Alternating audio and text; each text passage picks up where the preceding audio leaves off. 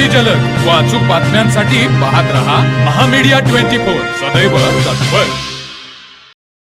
Kalamba ring road येथील एका बिल्डरचं अपहरण करून त्यांना जीवे मारण्याची धमकी देत 1 कोटी रुपयांची खंडणी मागणाऱ्या टोळीचा जुना राजवाडा पोलिसांनी पर्दाफाश केला.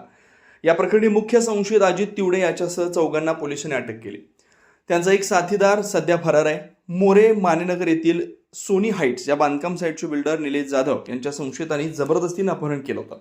संशयितांनी जाधव यांना रुईकर कॉलनीतील अजित ट्रेडर्स या ऑफिसमध्ये डांबून ठेवलं आणि व्यवसाय करायचा असल्यास 1 कोटी रुपयांची खंडणी द्यावी लागेल अशी धमकी दिली. आरोपींच्या सततच्या त्रासाला आणि धमक्यांना कंटाळून अखेर बिल्डर जाधव यांनी जुना राजवाडा पोलीस ठाण्यात तक्रार दाखल केली. बिल्डरच्या फिर्यादीवरून पोलीस निरीक्षक किरण लोंढे आणि त्यांच्या पथकानं तात्काळ कारवाई करत अजित तिवडे राहणार रुईकर कॉलनी, फैयाज नगारजी राहणार साळुखे नगर, लखन माने राहणार उजगाव, संजय किरटगे उर्फ मायाभाई यांना अटक केली. या गुन्ह्यातील त्यांचा 5वा साथीदार लाला शेठ हा सध्या फरार आहे.